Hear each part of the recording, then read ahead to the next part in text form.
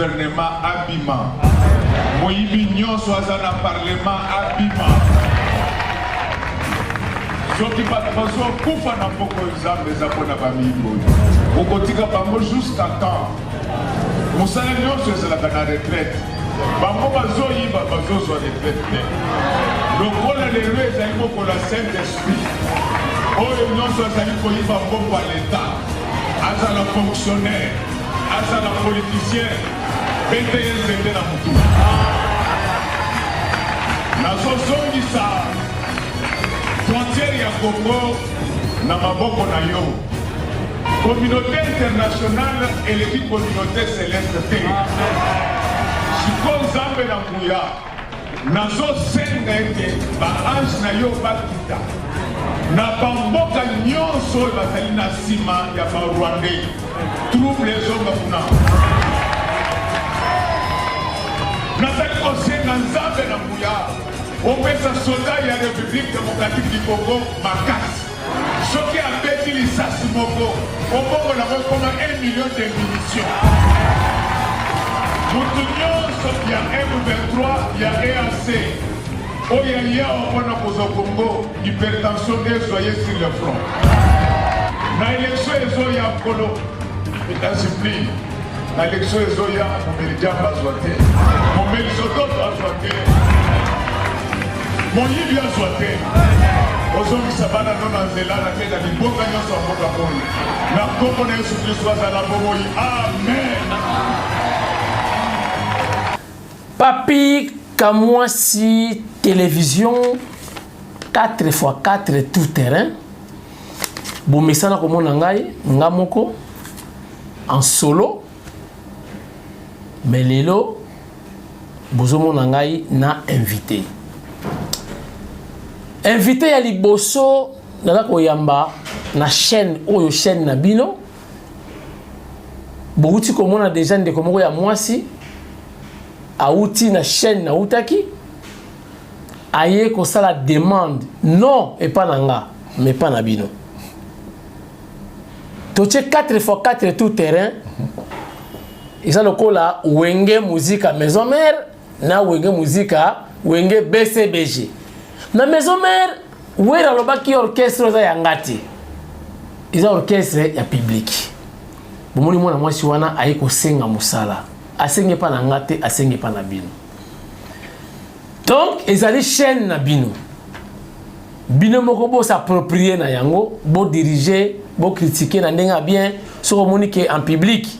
Et aussi mbate, okomeninga en privé, numéro est affiché. Invité à liboso na yambi, aza politique te, aza musicien te, mais azali mosali na Nzambe. Azalaka à Londres, ayepe pour abénir chaîne Yasika. O mutolola yango to kundi yango na mwanda. Kuna esika Livingstone na Stanley bakutanaki. Esika océan na fleuve bakutanaki. Esika Fachi azako tonga port en eau profonde. C'est significatif, chers internautes. Narcotique a invité Nangaï à se découvrir. Yemoko à s'identifier. Bo découvrir yé, ngana vandi calme. Bo yokaye a mis la kissa, à se présenter qui il est et puis à outi wapi. Bozala très attentif pour awa. Tolobela ka religion te, tolobela paix politique. Merci beaucoup Papi Kamwasi TV na commission Nzambe parce que naza invité à Liboso pendant que la chaîne au week-end de Liboso. On s'est présenté rapidement comme on a pasteur Marcel Mwamba. Alors naza pasteur en église à Restauration, ils ont mis précisément dans la ville à Londres, en Angleterre, mais pour la brève présentation nanga moko naza marié na maman Nadine Masamuna naza bana misatu mibali ya mibali et na moko ya mwasi Narcisse et puis na Joanna et aussi moi moké naza juriste de formation na sisa na mboka oyo avant na kena mikila poto. Voilà en bref on a collabé sur ma personne et on a ici malobe pona yo pour la présentation nanga. Pasteur nayebi ki ba prière mingi ya bénédiction ba tia ona suka. Très bien. Mais nga na sengi ou bana ko bénir na émission avant de compter na kati ya bain ya émission. Attends-moi une courte prière pour déjà émission ils ont fait déjà. Donc Esprit Saint, tu as la Pentecôte hein? Absolument. Et quand tu as déjà Pentecôte, donc fait déjà banda. La combo na Yesu. La combo na Yesu. Kolo to pamboli d'abord mokolo alelo parce qu'on permettre tozana paiement. To pamboli parce qu'on peut si papi kamwa si les kanisia malam. Il y a aussi la chaîne o kamwa si TV. Nazo bon de la pona chaîne o pona ba téléspectateurs nyoso bazolanda biso. Ndenge kolo ozwaki moi mapa mokena mbisi. Au bondeli ponango et komaki ebele c'est multiple so bon de la paix na chaîne oyo na pouvoir wana puissance et multiplier ki mapa na mbisi tika ba view na ba abonné ya chaîne oyo ba kota ba leka au-delà ya oyo tozo kanisa na komona Yesu Masia nazo pesa chaîne oyo epakolami et pas que la multiplication y a pain na mbisi papi ka moi si azala surabondé na ba abonné na ba view na komona Yesu Masia ba tu ba courir pour na ko lukaye parce que nzambo zo pia grâce ya lelo invité liboso azala mosali na yo humble serviteur na yo tika nzamba lola loboko na yo ezali kola chaîne oyo oyo nous a rebondissé sango butu pe moyo akutana na présence na moto na kombo na Yesu Masia yawe chaîne oyo emema développement chaîne oyo emema kimia information chaîne oyo emema connaissance na bana na yo oyo bakoza connecté na kombo na Yesu Masia na pamboli chaîne oyo ezwa plateau ya munene ezwa ba partenaire rebelle et puis ezwa ba instrument professionnel nécessaire pour la chaîne oyo et yambi d'abord yawe kombo na yo avant qui que ce soit et que ne liboso na comme les soins na bondeli amen amen. Merci beaucoup to continue l'émission na lobi amen c'est-à-dire nyos o ya lobi ngala ndimi yango et puis na ndimi yango na sina moni et s'accomplir comme on a Pasteur Otiki Église ndengeni na Londres d'abord parce que Londres indaki mikoleleka ki bane leka ki basali nzambe belé bakitaki batu belé bayambaki kombo Yesu Kristo babongola ki mitema lelo oyo tozoka eko ya évangélisation te yebisa biso yo utikuna otiki Londres ndengeni na Yesu Kristo. Merci beaucoup papa frère papi ils a question très profonde. Ils ont facilité à répondre aux questions où ils sont liés à l'esprit. Vous comprenez? Parce que l'église est spirituelle. L'église, ce qui est comme un moutou, est comme une boutique, est comme un magasin moutou. L'église est d'abord la vision du Christ. Il y a un moment où question tellement profonde, où il y a en Angleterre, il faut na nord, na Glasgow pour Angleterre, banda na Glasgow kita ting na sud. Donc il faut spirituellement, dans la capacité, il y a qu'on pénétrer l'atmosphère spirituelle en Angleterre pour la personne réponse. Mais quand cela ne tienne, on a quand même réponse parce que tu peux qu'on soit échantillon. L'église dans Londres, pour la repérer ça pour Londres la capitale. Pour la repérer ça une idée, il y a atmosphère spirituelle, il y a église actuellement. Pour la chose sincère, église et connaître moi baisse makasi actuellement en Angleterre, surtout à partir de ma Covid. Et n'ingisi église kaka église dans la communauté na biso de Congolais. Église en général, nazu ba Ghanéen, nazu ba Nigérien, nazu ba Ivoirien, y compris bangomoko ba anglican. Église ezaki vraiment secouée. L'église musutilo na yosongite. Ah bon? Ba tikali ga ensemble à partir de Facebook, na ba YouTube, na réseaux sociaux. Physiquement na ba zongite parce que basal mususu l'église est perdre bono sangana basal mususu kangama ba mususu bazo ba problème sérieux ba to banda ko soutenir l'église futa salle ba mona soutenir parce que ba kufi l'église a connu un très sérieux problème à l'époque. Mais avant Covid, ça aussi c'est important. Avant Covid, il y a une réalité moko. Biso basal nanzambe belé tokene poto ko sa l'église. OK. Mam suba kene poto ndenge to ba ko luka. Mais comme apenga voilà. Libanga. Voilà. Mais ndenge lelo na soloba, naza diplôme il y a juriste. OK. Na c'est ça na poto. Mais nazo œuvreté. Mais il y a diplôme, il y a licence dans droit. Ma collègue dans la ming baza, ba mususu baza, ba mususu. Natangala par exemple, exemple un peu. Conseiller après ça, conseiller là comment je crois DG nani Eboma. Eboma Michel. C'est un collègue de classe d'université. Aussi ça naie ba collabiso anemoko. Moni, ils ont eu la grâce mais moi je savais aussi qu'un jour je veux plaider comme un avocat, ou un jour je serai peut-être un juge. Mais les lots n'a se retrouvé dans un plus verset biblique qu'autant d'articles et droit. Parce que c'est un appel. Ah, appel. Il a destiné. Il a forcé guité. Il a destiné un moutou. Moi, mon père m'a poussé à faire le droit.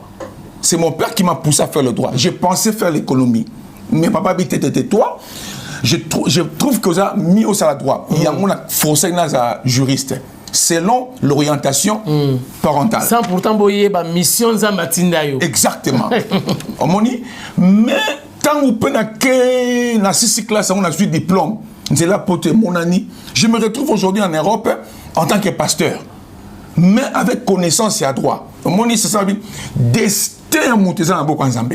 Et c'est comme ça alors église na sens wana compte tenu ya ndenge muna muta se retrouver na mikili ya poto et ça dit que lobby après lobby appel et bimi alors ce qui osala ba charge belé et qui na Afrique babi que nous allons ndeko na poto il faut atinda il faut mais si qu'on nzamba bengi na musala nzambe oh musala nzambe et ça mon limité ta futaka et ça ba dimité je te dis soko kena poto na esprit na soko kena poto d'abord koluka on se retrouver ce qu'on appelle et que aux ba charge on na ciment to peut-être ba teka lupangu pour que poto ce qu'on appelle et il faut se l'ensemble il faut se contenter na on nzamba pesio en parenthèse na fond la parenthèse moi j'ai travaillé en Europe pendant 10 ans na administration il y a les Tanzaniens fonctionnaires il y a l'état en Angleterre na travaillé pendant 10 ans jour après jour na tribunal.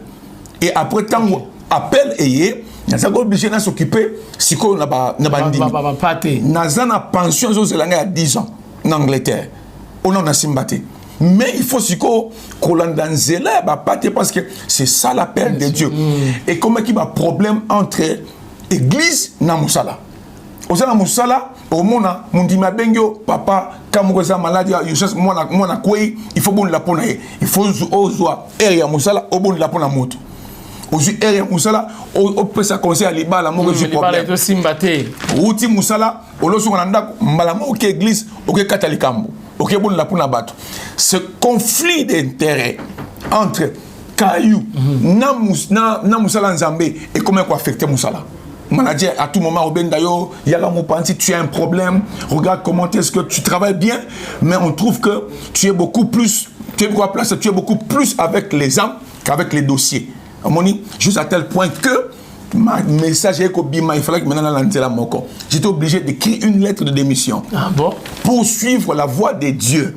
Et aujourd'hui, nous avons passé que nous sommes pasteur en temps plein, mais j'ai travaillé en Angleterre, dans Foutabatak, pendant 10 ans.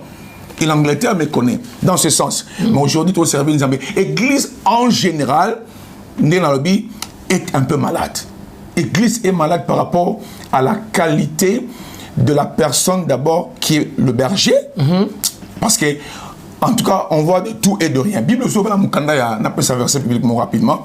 Dans Moukanda, 1 Jean chapitre 2, verset 18, Bible dit, petit enfant, c'est la dernière heure. Donc, comme Nathan Wasuka. Bible dit, la dernière heure, quand on a versé Wana, l'antichrist vient. Et Bible il y a maintenant plusieurs antichrists déjà qui sont sortis. Donc, voilà. C'est-à-dire, crise, misère, vivre c'est une histoire qui date de très longtemps.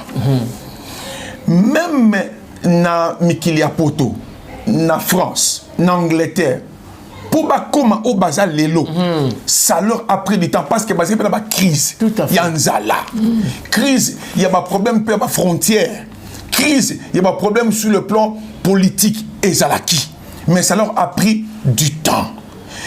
Ce qui n'a pas na kuti na par exemple moi et c'est que 50 ans na quitté na pied avion na zali na chapeau tant qu'on a quitté na tarmac papa na bimina on te ba vérifier mi canal ngati na tarmac au coup na ba agent RVA ba oza na tarmac RVA DG et lo kwa liboso na yoka kaka ndeko est-ce que na kozwa ta o tina mutu te oyo tina mutu papa na zali na choité na longera chapeau na peu signe de quoi RVA na bina pied avion tant nazo kita et lo kwa liboso bazwa kinga eza chapeau. Mais nazo mona mabe on a ce côté c'est na ko présenter les comme mabe crise ezali oui na kutiango crise oyo eza eloko moko ezibiso une cinquantaine d'années papa frère papi une cinquantaine d'années papa sokoza na mwana boti a sali 50 ans ya kikuluna tu peux le changer. C'est impossible. En fait, c'est ce que nous sommes en train de vivre aujourd'hui. Et ça a conséquence, il y a fondement mabé économiquement, politiquement, militaire. Oh, bah, ticket les bisous dans le régime ou l'équipe. Ceux qui battent ticket l'équipe bisous. Les autres, aucun en France, depuis tout beau temps, mais là, ça a cinquantaine. On a pratiquement même génération cinquantaine. Na moni régime, il y a Jacques Chirac. D'abord Mitterrand, Jacques Chirac. Et après, tout le monde a Sarkozy. Et tout le monde a Hollande, Macron. 5 générations, régime Tomoni. Et la présence, un exemple, on si à France, tiki déjà, fondement, tiki économie à Makasi.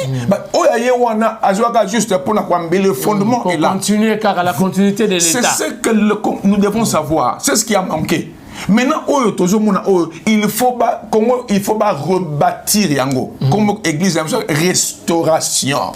Comment il faut domaine union prioritaire. Donc, le président actuel a comme obligation de reconstruire le Congo. Kobamba yango banda na racine. Yé abandi siko il faut poser fondement. En tout cas, n'en pas sa message on abando balanda biso. To zelaté par la grâce de ceux qui ont ça la deux mandats na yé to vivre prospérité. Non, mais au moins on peut espérer qu'il peut n'engue na son monde baso négocier ba contrat chinois, n'engue baza ko toucher armée. Parce que à chaque fois que nous avançons, il y a des défections. Donc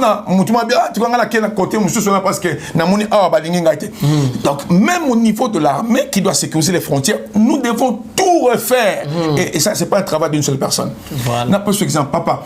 Et là, comme nous avons baksa, ce que tolingi, tous fondement malam, biso moko peuple congolais. En dehors, il y a bateau ba okamba biso. Tous dans la culture wala papa. On sait les papiers mouchoirs. On se voit en terrassé. On sait les bouteilles, il y a maille. On se voit en terrassé. Ça aussi, et ça signe, il y a un problème, il y a développement dans la mentalité. Papa, développement d'abord, et ça, à un niveau mental, avant tout, ça va bloquer macroéconomique et tout ça. C'est d'abord la tête. Le développement d'un pays ne commence pas par la nourriture, le ventre. Ça commence d'abord par la tête. Qu'est-ce qu'ils vont faire pour valoriser la terre?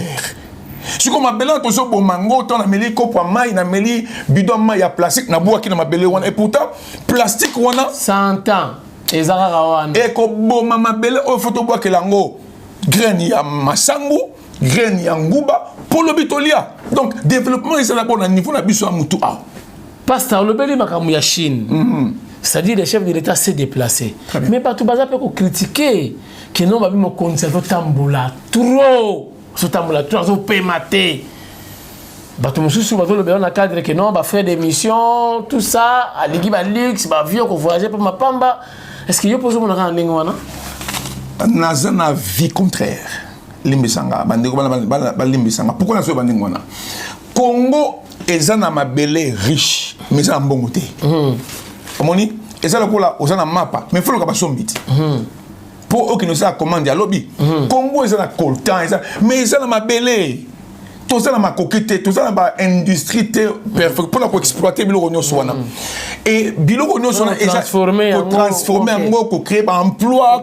Il faut que le Congo libanda. Ce que le monde est comme net village. L'Union européenne est ça qui va payer mon Basangani parce que Bazoluka comment est-ce que Tokolongola Bulgarie na pauvreté a comme la biso ba français Tokolongola Roumanie na pauvreté et ces gens là comme comment ça interaction biso ba congolais surtout bio atikala a kenete siko ba industrie wana oyo et peut ça cobalt valeur et comme batterie et quand on a carte mutuka et oyandengeni. Il faut que vendre Congo, pas en termes de balkanisation. Que talisa importance ya cobalt na biso et ça mieux que le Zambie. Il faut aller voir ces gens à l'extérieur. Il faut bien les présenter. C'est normal que tout que l'Ibanda pour vendre. Vous voulez dire que dans ma voyage à présent est utile? Très utile parce que des fois peut-être aussi c'est quelqu'un qui est trop enfermé, elle n'a plus émonana. Ndenge na zaki surpris papa. Na ebeli maman emo yakala. Maman emo yakala. C'est OK au kufika malamo. Morgue au sol des canaux solo. Faut tant sur la morgue faut kangazolo. OK. Faut kangazolo nous connaissons. Mais c'est OK lelo. C'est un hôpital traité. Nabato balingagaye, nabato balingete. Nabato ba voter, nabato ba voter. Donc, ce sont des choses comme ça que le peuple congolais veut avoir, mais ça nécessitera à ce que tout le campé ko briser ba limite et ba frontière na biso en termes yako tout ça échange. Nazana koltan, tongela ngai nzela pour ma sango ezokuta na kinzamvwete et comme bisika voilà siko yo soit content nanga ça nango appareil olingi c'est cet échange là ou soit botieli biso pe entreprise oyo et ça ka ba appareil oyo awa et puis ça ka moi c'est musala de sorte que engager ba congolais voilà de sorte que bino bozo gagner Congo peut zo gagner et papa ce n'est pas quelque chose de facile. Parce que tout ça, matière il y a d'autres pays qui possèdent peut-être plus que nous. C'est une compétition. Tout à fait. Donc, connaissez un peu de réfléchir, même si réfléchis naba aspect nyonso. Tu trouveras que ce qu'il fait, même sur Ozaki, quand moi c'est président de la République, tu feras la même chose. Na lingito zonga na église, mais en tant que Moussa Lanzambe, au cause d'un message particulier. Vous s'adresser, soit vous êtes libre, hein? Soit dans mon Konzamboka pour l'intérêt général, soit dans le député, soit dans l'exécutif, c'est-à-dire le gouvernement, soit dans le peuple congolais, comment tu as quelque chose pour Mboka et se développer selon la pensée aux Anango à vous l'antenne. Merci. Développement Yamboka et Bandakananu, la transformation, il y a valeur quand je parle de valeur, je parle d'abord de l'intelligence congolaise. Maïe la congolais. Mboka ekobonga jamais pour moutaouti les bandes ekobonga sango. Mboka ebonga d'abord pour na ba obana kati ba zui conscience ya obonga sango. Et là le sango na. Kobong na kende ndeko bandi étape par étape ou soit institution par institution qu'on appelle ça conseil. OK. D'accord papa, c'est très important y compris l'église. Parce que l'église aussi a un rôle à jouer dans le développement Mboka. Alors, et ça importance que développement est na prise de conscience. Ndekomo kwa kutanina ndekomo akutanina eza histoire. Akutanina ndekomo moi si nzala ko sarata za na poselo rolia. Mais ce à se croiser dans mon ndekomo mobali azaki na portefeuille na est-ce que quoi dans nzela. Tant portefeuille quoi dans nzela, moi la moi c'est dans nzela. Alors tu portefeuille afro na kati ba kuti ba dollar. Yo za nzala. Mais ça chance. Si. Siko atalibi na kenango tona na kolo portefeuille na zongi c'est là. Il y a et banabo na conscience développement zawa conscience amalo il y a bina zongi sa portefeuille abatu songo la landie tala portefeuille na yo yango ndeko baluka tali ah bon merci beaucoup ta mbongo ni za kati conscience atali de quoi moi si de quoi moi c'est bien ça dans ça pour ça olia a joué $5 après c'est de quoi la moi si a quand le portefeuille a tient la poche en ok si on décolle le portefeuille a comme quelque part à stopper idée moi lié a zongel les sons de quoi moi si a bien ce portefeuille a joué morceau à papier na morceau à papier ba comment qui est-ce que qui na $5 au coup comme un millionnaire a joué papier wana après c'est de quoi la moi si akenaye mwana mwasi na fungoli papier atangi na $5 je pas comme mutuna na lia $5 oyo si la sikoyo to na lukelo o sa na $5 oyo na investir na investir na créer moi PME on comprend et là conscience mon dit biscuit développement outil ce n'est pas que mwana mwasi il fallait que un diplôme munene docteur Congo tu n'as pas docteur hein? Ouais. Ce n'est pas là le développement. Il faut maintenant doctorat nabiso to transformer en énergie positive et créer un emploi et c'est la bilanga. C'est pragmatique. Voilà, c'est là où ma doctorat nabiso, na ba licence nabiso et comme la valeur. Et on a plutôt valorisé tout ça nango correctement, to matérialiser en fait. Si on dit qu'on a joué $5, on l'a lia. Excusez-moi, on a joué $5. Aji basa chamaya comme mai papa basa mai boso mai reçu des eaux kada mai yo ebimela la biso 100 francs ma 100 francs kaka o mai yo kaka o ateki basa ni boso basa mi balé basa mi sa à côté au-delà mai a commencé à ba crème ni mo je ma ba crème ni dans les boso crème glacée au kaka moko il y a mi balé $5 OK il y a mi balé il y a mi ça tout à comme la maison a comme si on ça ba kem yene soit comme on passe ngo na ba supermarché OK comment fournir comme si on fournir grossiste absolument et c'est comme ça que a fungwami un jour ayoki de quoi passer $5 c'est une entreprise na et que entreprise na ko en fait azote kango yepe ayoki sango ko entreprise mo ba ote kango alinga ya osombango ayepe à se présenter liboso a kolo entreprise o ba kutan na ye à l'époque il y a zo quelle là ayebi sin de kola mobali na ça pour ça sur entreprise na yo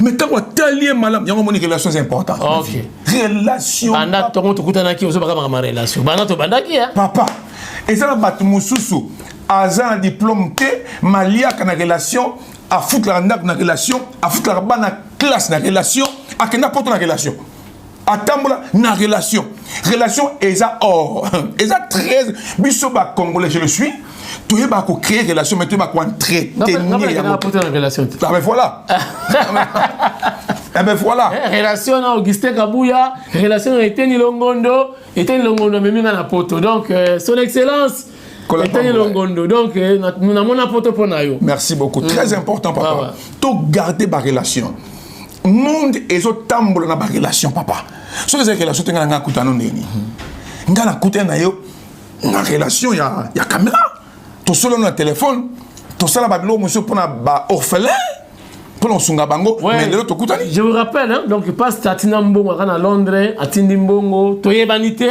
atala kanga na émission na kina sempe ba loso ba nini na kepesa ba référence le vidéo na tindelier moni pe kina na la série donc voilà ba relation ils ont continué amen et c'est comme ça que ndekona moi ça rappeler moto azaïli bossa ozoyi bangali susu to kuta na nzelo pesa nga papier misi mosa papier relation nion sur papa il faut garder toujours ba souvenir abimisa papier la ça besoin papier o na luka ka moto apia nga papier o le na monio ndekona tant atali papier atali ndekona si au niveau de entreprise dans le lobby oui avec mon $5 na yo yango ne mte comme ça on a ça na somme mais na somme ngo souté à cause de relation naza ko aider entreprise de mata abi entreprise dans quoi parce que alors on a renforcé si on a fait ça abi entreprise quoi qui parce que moi c'est ça qui na cancer OK si le fait qu'il fallait tambola pour le cas moi c'est bika tout ça et ça li que mbongo nyonso ezo kita parce qu'il fallait soigner moi si abi siko ngambe po na ko soigner moi si na yo OK kaka entreprise na yo te mais soigner moi si na yo na kuna kantiki moi sanga kufa kiso ngaba na fi wana pas du tout pas du tout au moni bisika développement outil donc pendant que on appelle sa réponse à ta question tunga président de la République et ça ombre y a aucun doute à sa bonne volonté OK parce que au lieu à ça bilo comme privé c'est-à-dire à ton hôpital, il y a mon personnel, il y a famille, mais je privilégie d'abord, il y a public. Ok. Au lieu à ton université, à quel bon c'est IPEN, à quel bon ça Unikin, autrement pas signe voilà.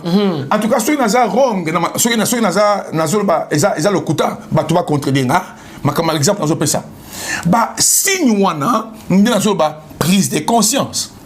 Il y a que c'est de là commence le développement. Mais il ne peut pas le faire seul.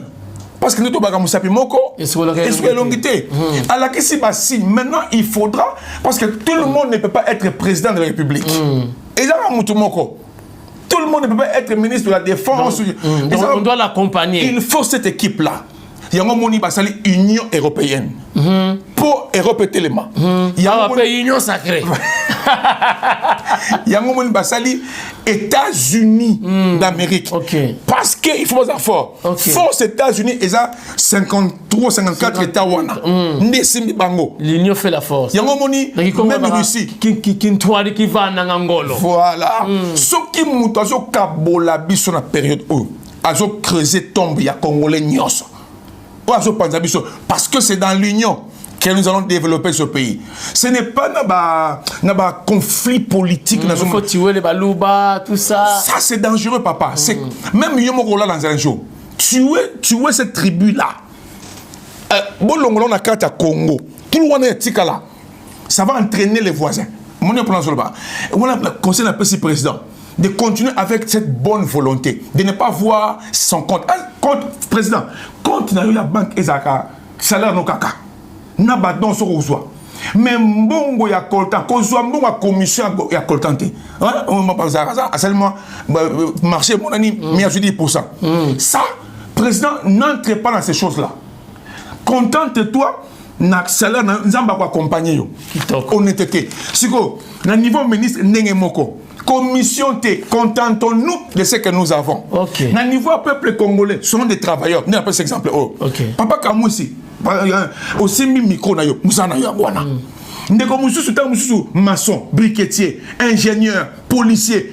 Et ça passe de fois mon entamo lanzela roulage azo ko se réduit na niveau bah si monsieur le autant au fond 500 francs. 500 kaka. Mamsou paye 200. 200 francs. Ça va c'était quoi? Ce qui peut-être regarder. Donc, quand il a dit que je peux 500, pourquoi?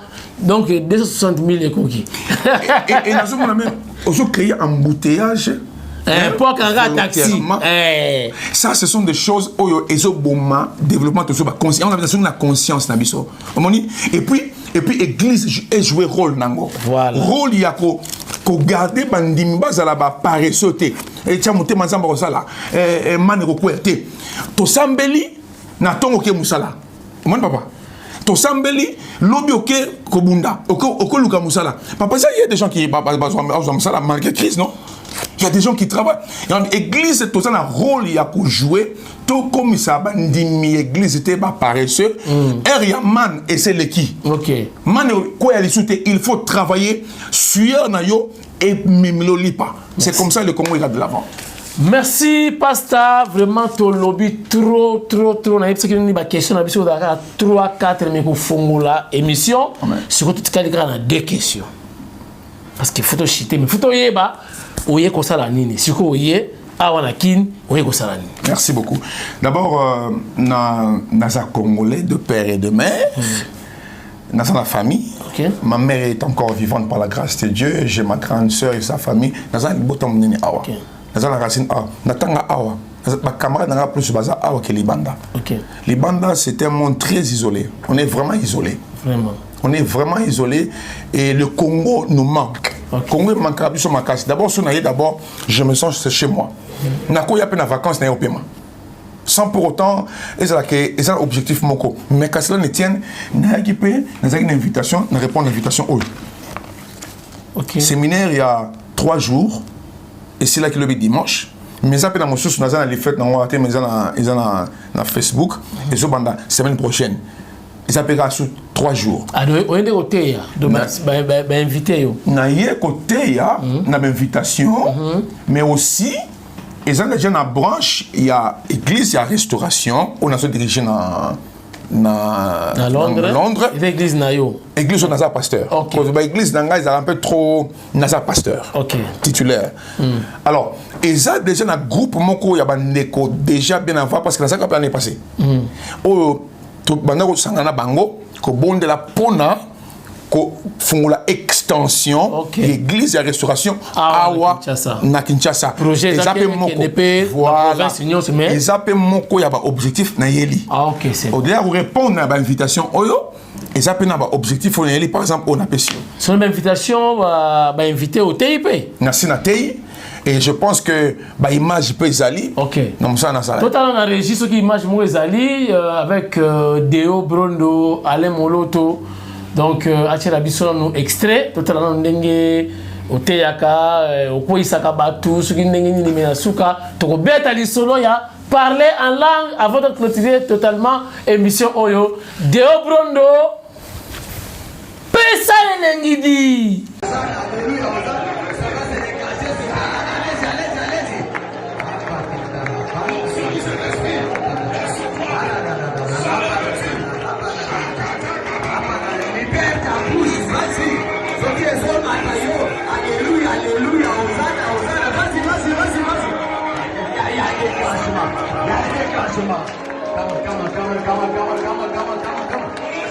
C'est ça. Matissa mon Congo. A foot des hommes Matissa ma. Il faut là yo aussi au soir à bien passer. Prie à l'autre fois. Allez la gloire est là, la gloire est là, la gloire est là.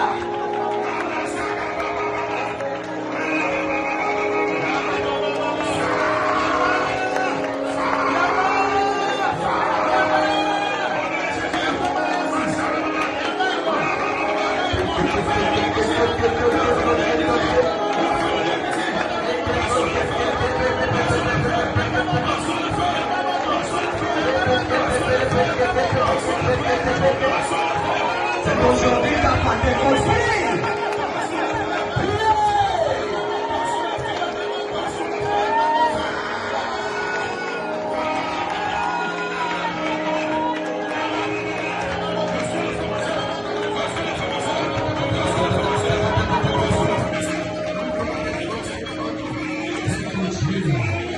Voilà, donc nous sommes de retour sur ce plateau de PK News. Donc, Papi Kamwasi News. Donc, PK, c'est le sigle.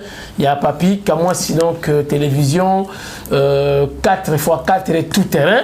Donc, on a donc extrait. Donc, on a un pasteur, Bomoni Atei, Bomoni Ndenge, pasteur Nyos, parce que la spécialité. On a un l'ensemble de la Nyos, donc, Yende, spécialité, Naïzali Nini.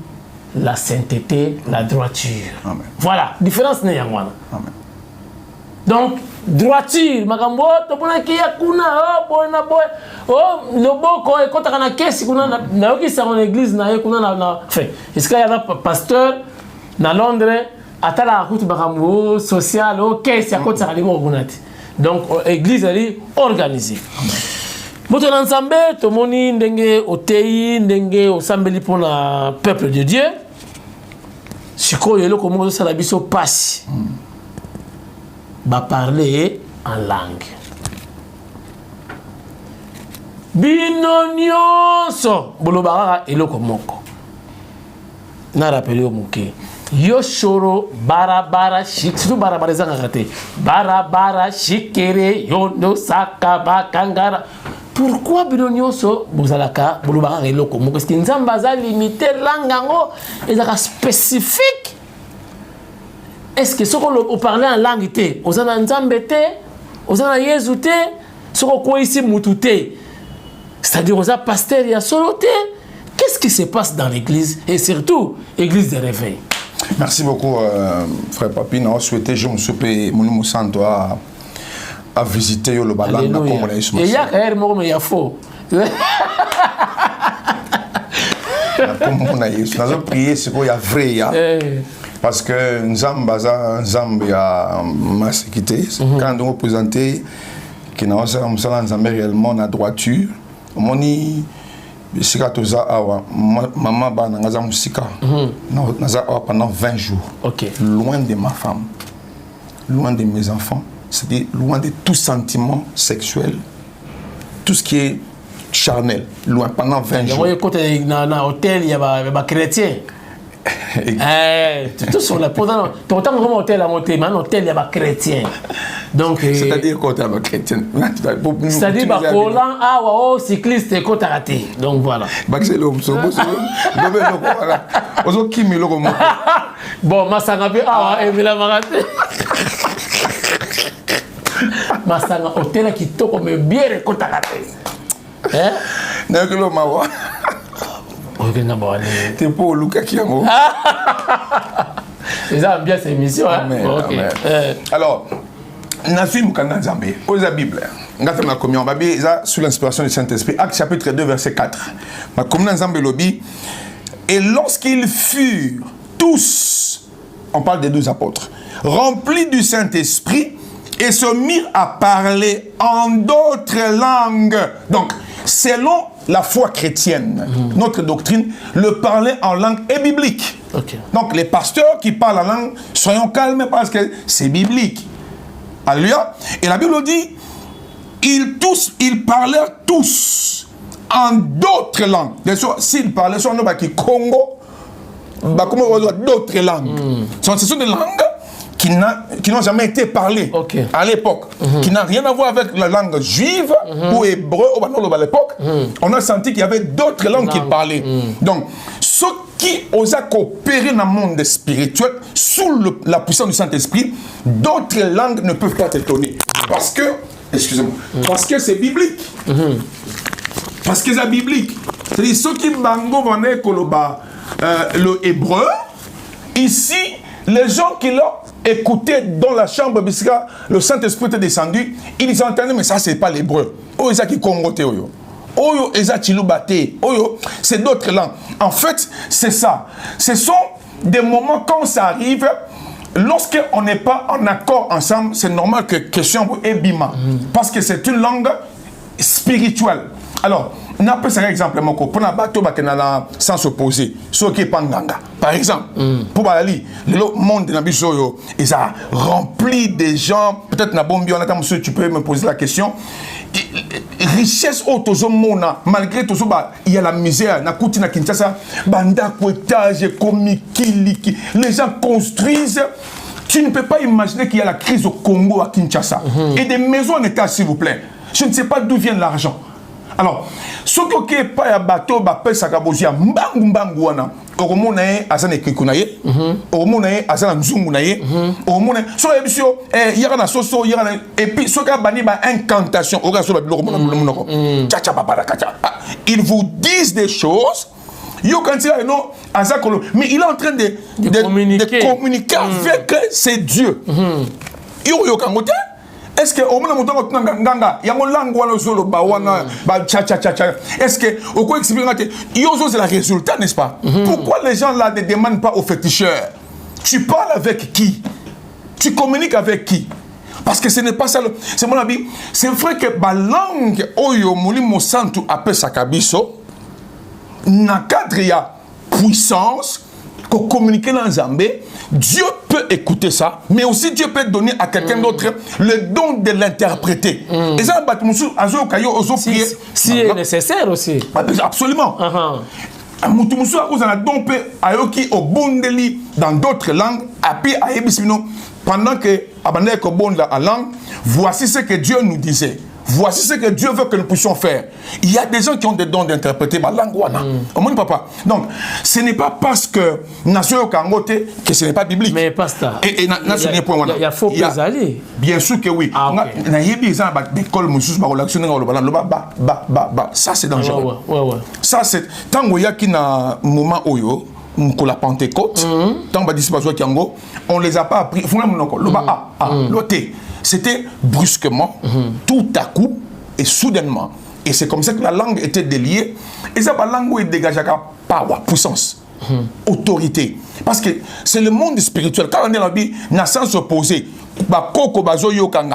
Et aussi dans le monde de Dieu, Dieu écoute ce que tu es en train de dire. Pasteur, tu dois t'entroter dans Makambo sur la musique parce que la télé, c'est le temps. Donc, Nalingi oyebisa peuple de Dieu, est-ce que c'est possible? Ce que vous avez dit, problème, tout ça, c'est belé. Nous avons présenté, nous avons dit que vous avez la droiture, vous avez la sainteté. Mais c'est pas comprendre. Vous avez la poto, vous avez la poto. Tout à fait. Tout comme na Kinshasa, vous avez la tine, vous avez YouTube, vous avez Tina Kisangani. Est-ce que vous avez ndenge nini? Est-ce que vous êtes prêt? Il y a Kouyamba Pebatu. Est-ce que moi contact moko ezali pour batu bakutana na yo en privé nga nazate? Merci beaucoup, c'est très important. OK. Parce que ça bande comme souper au balandaka chaîne ya Papi Kamwasi TV, ba kozana pour sa prière, conseil, orientation. Parce que la bande tout temps ça comprendre sens nango ta ça pour cette explication. Ah, on peut pas donner. Oui. Interpréter bandoto. OK. Et c'est très important parce que batu mususu li pambolo na bango et oya landoto. Ce qu'on a distrait et l'équipe. Et l'équipe et puis on perd l'opportunité de sinon pe bungi oui. Parce que ils ont don Isaac na kati ya Joseph tango interpréter et loko pharaon monaki azaki élevé. Ils ont batu musunde ngwana aozela za élevé na commerce mais nzamba la commerce ninité. Na ndoto na yo bakola so commerce na yo eza ta mususu teka sapato kende Dubaï musu comprendre eza bat musu ba ozo ba message en Zambie parce que bilobi Dieu parle tantôt d'une manière ou d'une autre na ba vision na ba rêve tout ça na mkanda job c'est comme ça ceux qui vous a pour ça okuta nanga par exemple na peut sa numéro nanga olimbisi papa na mon yo na onction mais ya OK besoin numéro c'est 09 98 597 969. C'est ça. Pour l'instant, nous avons Awa. Nous avons un séminaire qui, par la grâce de Dieu, la semaine prochaine, nous avons un séminaire Awa basé dans le moyen de temps comme il y a pour toute sa publicité. Voilà ce que je voulais dire à l'église. Préparons-nous à l'arrivée de Christ. Zamba Pambolope, merci beaucoup. Vraiment, merci. Papi Kamwasi, Zamba Pambolayo. Pour la disponibilité, na déplacer yo musika. Ko la Pambola, na chena, na ale moloto. Merci beaucoup, Deo Bruno. OK. Na junior. Chers internautes, merci beaucoup. Et dans la première émission, on a Yambi invité na plateau, mais plateau moko mobile, c'est-à-dire un plateau qui se déplace. Amen. Prochainement, certainement, ça va moyen, on a plateau na biso, na ba vision na zanango, beaucoup CP là et aussi manango. Merci na Kabea Jacobs, Boutulanga et Coco depuis Suisse. Et puis merci mingi na mon général Franck Ntumba Boamunda numéro 1 il y a MM ezali maison militaire ezali mo pa mo konzité. Donc MM maison militaire. Donc Franck Tumba, Boamunda, mon général, saut de mouton. Merci beaucoup na caméra de la qui na Deo, donc Deo Brondo, tu qui allé moloto, Yazali Bongo, caméraman na ministère près le président de la République. Yemta filmaka son excellence Nana Manouanina Kiumba Fumubuku Océan, professeur, docteur, la princesse. Wow. Et monsieur Siliti. Tokutani très prochainement. Pasta, merci beaucoup. Église de la Restauration, bye bye, que Dieu bénisse. Passez à autre chose. Rendez votre logette automatique. Plus besoin de prendre des risques. Dans ce cas, Scafme vous présente ses logettes intelligentes. Elle garantit la protection de vos appareils contre les mauvaises qualités du courant. Soyez en sécurité. Plus besoin d'aller faire des ponts des phases dans vos logettes, car elles s'exécutent automatiquement grâce à la logette intelligente. Une fois que vous placez ce dispositif, dénommé Pompe-Ball, votre logette sera automatisée et vous n'aurez plus à prendre le danger d'aller faire des manœuvres dans votre logette électrique. Notre adresse, Limité 10e rue quartier résidentiel, à 100 mètres de l'UDPS. Scafme, toujours à votre service.